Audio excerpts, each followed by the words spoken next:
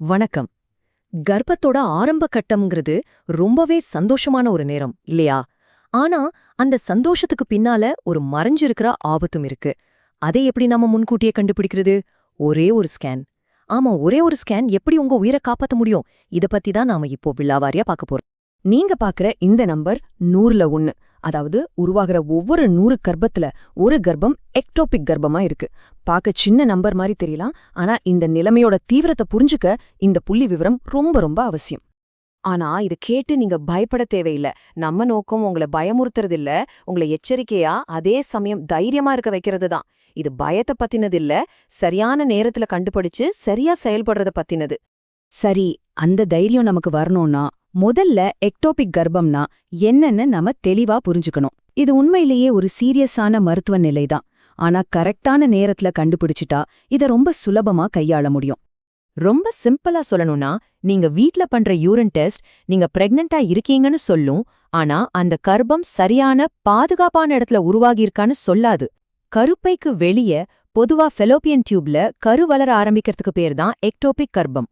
இந்த மெடிக்கல் விஷயத்தை இன்னும் ஈஸியா புரிஞ்சுக்க ஒரு சின்ன உதாரணத்தை எடுத்துக்கலாமாங்க. இது உங்களுக்கு ஒரு தெளிவான படத்தை கொடுக்கும். இங்க பாருங்க, ஒரு நார்மல் பிரெக்னன்சில கருவுற்ற முட்டை ஃபெலோப்பியன் டியூப்ங்கிற மேம்பாலம் வழியா பயணம் செஞ்சு கருப்பைங்கிற வீட்ல சேஃபா போய் தங்கி வளரும்.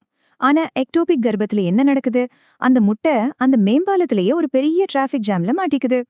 இப்போ ரொம்ப முக்கியமான ஒரு விஷயம் என்னன்னா, அந்த இடம் ஏன் இவ்ளோ முக்கியம்? கருப்பைங்கிறது ஒரு குழந்தைய தாங்கறதுக்காகவே டிசைன் பண்ணப்பட்ட ஒரு வீடு மாதிரி. நல்ல ஸ்ட்ராங்கா தசையெல்லாம் வச்சு குழந்தை வளர வளர அதுவும் நல்லா விரிஞ்சு கொடுக்கும். ஆனா இந்த ஃபெலோப்பியன் டியூப் அது ஒரு சின்ன மெல்லிசான பைப் மாதிரி. அதுக்கு விரிஞ்சு கொடுக்கற தன்மையெல்லாம் கிடையவே கிடையாது. ஒருவேளை கரு அங்கே வளர ஆரம்பிச்சா என்ன ஆகும்?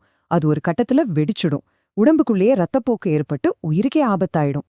சோ பிரச்சனைய பத்தி பார்த்துட்டோம். இப்போ அதுக்கான தெளிவான நாம பின்பற்றக்கூடிய தீர்வு என்னங்கறத பார்க்கலாம். இதுதான் உங்களுக்கான பாதுகாப்பு திட்டம். நான் இப்போ சொல்ல போற ஸ்டெப்ஸ் எல்லாமே மெடிக்கலி ரொம்ப ரொம்ப அவசியமானவை. இதுல எந்த விதமான ஆனா இருந்தாங்கிற பேச்சுக்கே இடமில்ல. இதெல்லாம் விவாதத்துக்கே உட்படாத பாதுகாப்பு விதிமுறைகள். இந்த மூணே விதிகள் தான் உங்க பாதுகாப்பு திட்டத்தோட மையம். இது ஒவ்வொன்னையும் நாம இப்போ தெளிவா பார்க்கலாம். முதல் மற்றும் மிக மிக முக்கியமான ஸ்டெப் இதுதான். உங்க கடைசி பீரியட்ஸ் வந்த முதல் நாள்ல இருந்து கணக்கு வச்சு சரியா 6வது வாரத்திலிருந்து 7வது வாரத்துக்குள்ள உங்க முதல் ஸ்கேனை கண்டிப்பா எடுத்தாகணும். இந்த டைம் ரொம்ப முக்கியம். ஏன்னா கரு சரியான இடத்துல தான் இருக்கான்னு கன்ஃபார்ம் பண்றதுக்கு இது மட்டும்தான் ஒரே வழி. ஒருவேளை ஸ்கேன்ல கருப்பையில கரு தெரியல, ஆனா உங்க பிரெக்னன்சி டெஸ்ட் பாசிட்டிவா இருக்குன்னா உடனே பதட்டப்படாதீங்க. சயின்ஸ் படி நாம அடுத்த கட்டத்துக்கு போகணும்.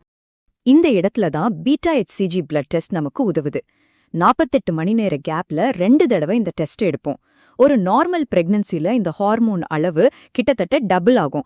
ஆனா எக்டோபிக் கர்ப்பத்துல அது ரொம்ப மெதுவா ஏறும், இல்லனா அப்படியே நிக்கும். இந்த நம்பர்ஸ் நம்ம உடனே ஆக்ட் பண்ணணுங்கிறதுக்கான ஒரு தெளிவான சிக்னல். பொதுவா கர்ப்ப காலத்துல லேசா வயிறு வலிக்கிறது, பிடிப்பு இருக்கிறதெல்லாம் சகஜம்.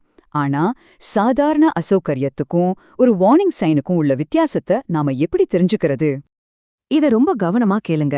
உங்க அடி வயித்துல வலி ஒரே ஒரு பக்கமா மட்டும் இருந்தா, இல்ல நீங்க ரெஸ்ட் எடுத்தோம் ஹாட் வாட்டர் பேக் வச்சும் கூட குறையாத அளவுக்கு வலி கடுமையா இருந்தா ஒரு நிமிஷம் கூட யோசிக்காதீங்க. உடனே உங்க டாக்டர் கிட்ட சொல்லுங்க.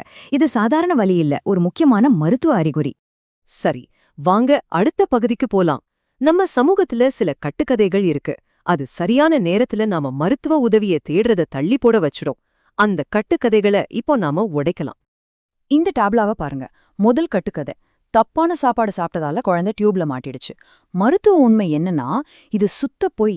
இது உடம்பு சம்பந்தப்பட்ட உயிரியல் காரணத்தால நடக்குது. அடுத்தது, கண் பட்டுடும் 3 மாசம் கழிச்சு டாக்டரை பார்க்கலாம். இது ரொம்ப ரொம்ப ஆபத்தானது, உயிரோட விளையாடுற மாதிரி. கடைசியா, குழந்தைய கருப்பைக்கு மாத்தி வைக்க முடியாதான்னு கேட்பாங்க. மருத்துவ ரீதியா அதுக்கு வாய்ப்பே இல்ல. இந்த மாதிரி ஒரு நிலைமையில தாயோட உயிருக்கு தான் முதல் முக்கியத்துவம் கொடுக்கணும். நாம இப்போ இந்த விளக்கத்தோட ரொம்ப ரொம்ப அவசரமான ஒரு பகுதிக்கு வந்திருக்கோம். நான் சொல்ல போற அறிகுறிகள் தெரிஞ்சா நீங்க உடனே செயல்பட்டாகணும். உங்க பிரெக்னன்சி டெஸ்ட் பாசிட்டிவா இருந்து இந்த அறிகுறிகள்ல ஏதாவது ஒண்ணு இருந்தா கூட விடியற வரைக்கும் காத்திருக்காதீங்க.